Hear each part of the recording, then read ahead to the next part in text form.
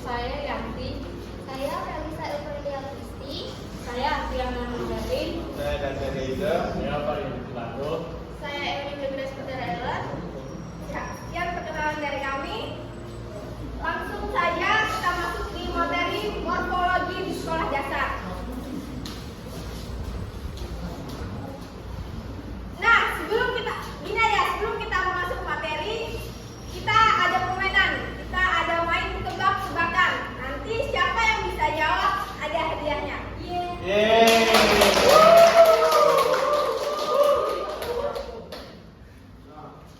Ada yang tahu kah? Anggota tubuh apa? Kalau kita baring, dia berdiri. Kalau kita berdiri, dia baring. Yang tahu boleh angkat tangan. Yang tahu silakan angkat tangan.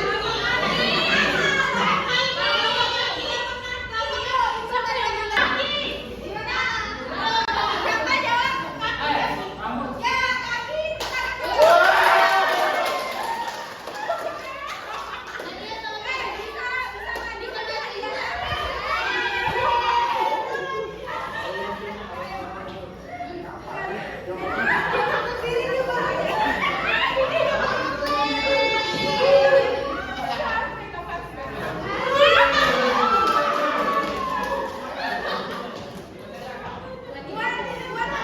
Buat teman-teman jangan berkecil hati, nanti kita ada lagi sesi satu pertanyaan di akhir. Jadi nanti disimak untuk pertanyaannya berkaitan dengan materi kita hari ini. Oke, kita masuk ke materi. Apa itu morfologi? Morfologi adalah linguistik yang mempelajari struktur dan bentuk kata. Apa itu kata, jenis kata, sifat kata, dan kata keterangan. Biasanya di sekolah dasar morfologi itu dipelajari dengan secara sederhana supaya agar mudah dipahami. Nah, di dalam morfologi kita ada mengenal dua jenis morfem, yaitu morfem bebas dan morfem terikat. Morfem bebas adalah morfem yang dapat berdiri sendiri. Contohnya itu seperti kata buku, anak, dan kucing. Sedangkan morfem terikat adalah morfem yang tidak bisa berdiri sendiri dan harus berkaitan atau bergabung dengan morfem lain. Contohnya itu seperti mem dalam kata membaca, dan seperti apa itu?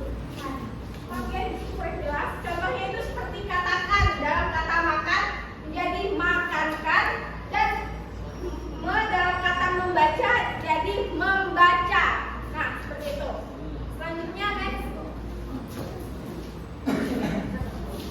Sini kita masuki tujuan morfologi. Morfologi tujuannya untuk mengetahui perubahan bentuk kata berdasarkan aturan dalam bahasa seperti perubahan kata benda, kata kerja, atau kata sifat. Tujuan belajar morfologi di sekolah dasar mengembangkan kemampuan berasa baik secara lisan maupun tulisan, serta meningkatkan kemampuan membaca melalui dengan struktur dan yang benar. Sini satu, menganalisis bentuk kata. Yang kedua, mengidentifikasi kategori gramatikal. Yang ketiga, memahami makna kata. Dan yang keempat, mempelajari perbedaan antar bentuk bahasa. Di sini saya membahas tentang fungsi morfologi. 1. Membentuk kata baru. Morfologi membentuk kata baru dari kata dasar dengan menambah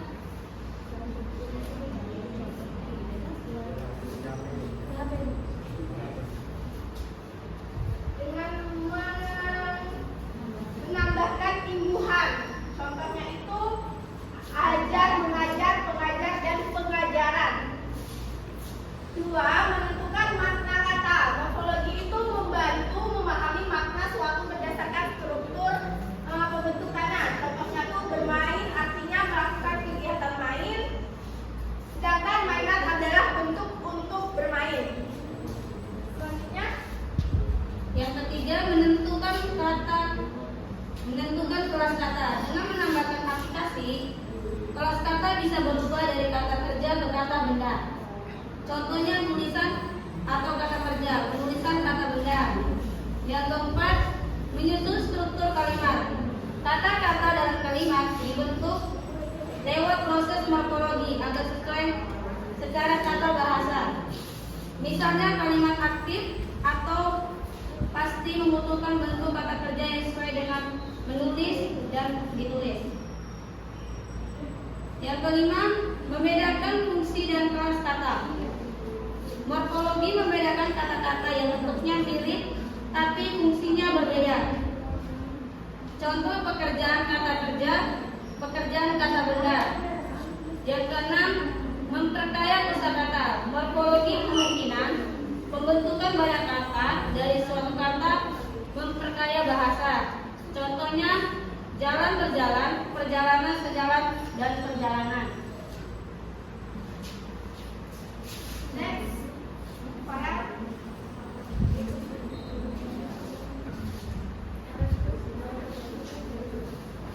Selanjutnya kita masuk di karakteristik morfologi. Pertama ada fokus pada morfem. Menjadikan morfem sebagai unit dasar analisis, mengajikan peran morfem dalam pembentukan kata. Yang kedua, identifikasi proses. Mengidentifikasi berbagai proses pembentukan kata, memahami mekanisme pembentukan struktur kata.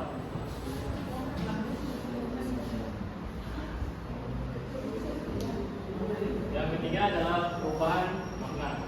Di sini menjelaskan bagaimana struktur mempengaruhi makna, menganalisis perubahan semantik melalui morfologi.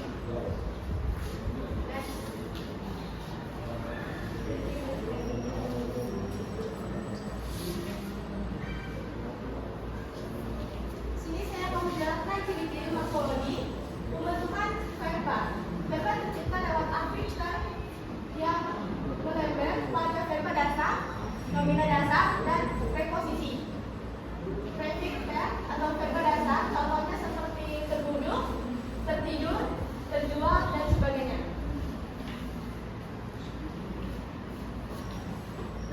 Nomina dasar adalah kata benda yang memiliki bentuk dasar dan tidak memiliki imbuhan, sedangkan verba dasar adalah kata kerja yang juga memiliki bentuk dasar dan tidak memiliki imbuhan. Contohnya, nomina dasar adalah rumah, meja, buku, sedangkan contoh verba dasar adalah makan, minum, lari.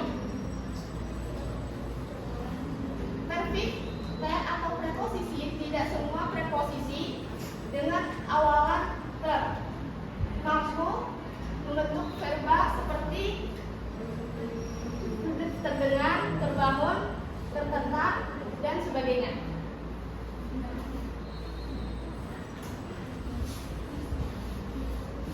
Nah, sebelum kita lanjut, saya mau tanya lagi, apa itu sih morfologi? Ada yang tahu? Nah, jadi kurang disimak. Saya ingatkan sekali lagi, secara sederhana, morfologi adalah struktur yang mempelajari tentang bentuk kata, sifat kata, kata keterangan, dan membahas bagaimana kata itu terbentuk. Bisa dipahami? Bisa. Jadi bisa diingat tentang apa itu pengertian morfologi. Jika ada bertanya, apa sih morfologi? Jadi semuanya bisa jawab. Jadi dipahami, oke? Nanti ada pertanyaan lagi, semoga kalian bisa jawab. Next, contoh morfologi.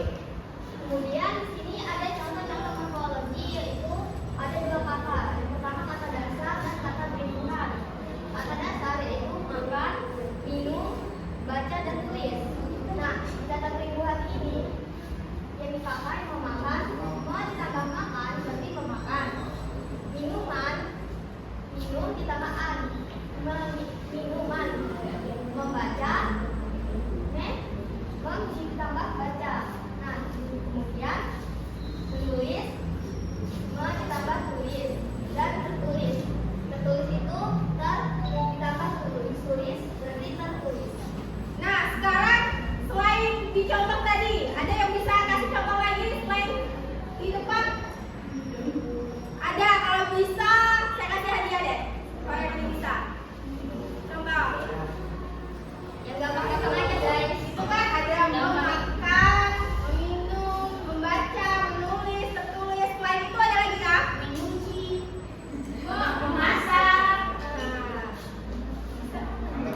mau jawab Harus tanda tangan baru bisa dapat hadiah.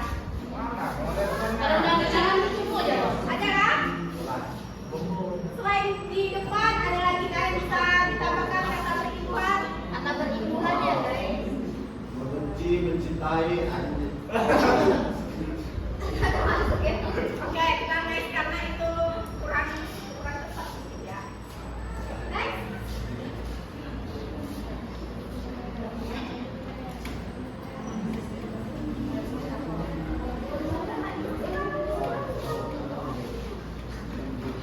Kemudian gabungan kata kompreso, yaitu kata majemuk adalah gabungan dua kata atau lebih yang membentuk kata baru dan tidak dapat disisip apapun, seperti rumah sakit, meja makan, mobil, dan air mata.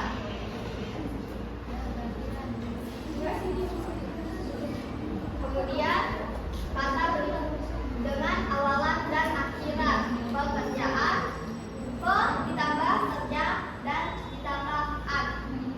Pekerjaan bermain, ber tambah main tambah an. Bermain. Menulis, men tambah tulis dan tambahkan. Menulis, menuliskan. Nah, kemudian dibacakan, dibaca tambahkan.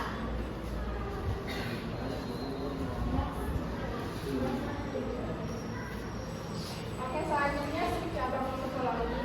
Yang pertama morfologi derivasional. Awalan tidak baik, berjalan.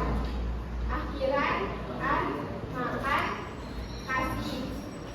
Imbuhan, melakukan, dilakukan. Yang pertama morfologi derivasional adalah pembentukan kata baru dengan mengubah arti atau jenis kata. Contohnya ajar, pengajar, mengajar. Yang kedua, morfologi infleksional adalah perubahan bentuk kata untuk menunjukkan fungsi kata bahasa seperti waktu, jumlah, atau orang tanpa mengubah arti dasar kata. Contohnya makan, memakan, dimakan, lari, berlari, berlarilah. Yang ketiga, morfologi komposisional. Komposisional adalah gabungan dua kata atau lebih yang maknanya masih bisa dipahami dari kata-kata asalnya. Contoh, rumah sakit, rumah ditambah sakit. Tempat untuk orang sakit. Yang keempat, morfologi fleksional adalah perubahan bentuk kata untuk menunjukkan fungsi kata bahasa seperti waktu, jumlah, atau orang tanpa mengubah arti dasar kata. Contoh, buku, buku. Ini jamak,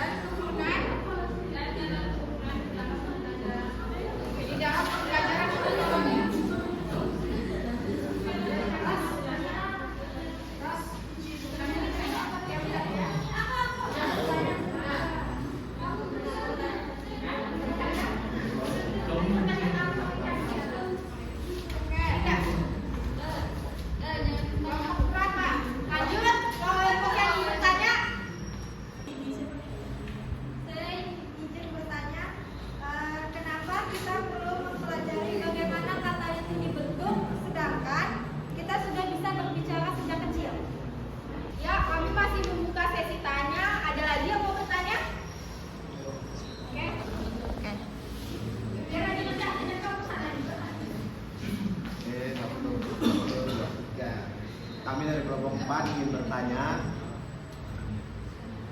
apa contoh morfologi dalam kehidupan sehari-hari? Ya, di sini kami akan menjawab pertanyaan-pertanyaan. Yang pertama, pertanyaan dari kelompok 1 yaitu Tia dengan pertanyaan perbedaan kata dasar dan turunan di dalam pembelajaran morfologi. Akan dijawab oleh teman saya. Dalam morfologi, kata dasar adalah kata asli tanpa imbauan. Sedangkan kata turunan adalah kata dasar yang sudah diberi imbauan. Bisa dimengerti? Oke. Sekarang kita lanjut ke pertanyaan kedua yaitu dari kelompok 3 Wulan. Kenapa kita perlu mempelajari kata dibentuk padahal kita sudah bisa bicara sejak kecil? Itu saya sendiri yang akan menjawab. Karena kita perlu memahami struktur bahasa dan juga meningkatkan keterampilan menulis dan membaca serta mempermudah belajar bahasa. Contoh sederhananya itu seperti jika kita tidak mempelajari morfologi di dalam bahasa, kita tuh tidak tahu bagaimana sih kata itu terbentuk. Contohnya membaca. Jika tidak ada morfologi, kita tidak tahu kata membaca itu terbentuk dari situ, seperti itu. Bisa dipahami? Oke. Selanjutnya pertanyaan terakhir dari kelompok 4 yaitu Yuda. Apa contoh morfologi dalam kehidupan sehari-hari? Itu akan dijawab oleh guru saya. Contoh morfologi di sehari misalnya terdapat pegunungan, pantai, sungai sebagai yang jika dipengaruhi oleh tindakan negatif manusia akan meningkat pada kerusakan. Selain itu, konsep morfologi juga erat terkait dengan faktor erosi, pengendapan atau penggunaan lahan, ketebalan tanah serta penggunaan air. Ya, bisa dimengerti yang bertanya kelompok 4? Bisa. Oke, seperti janji kami tadi, kalau kami memilih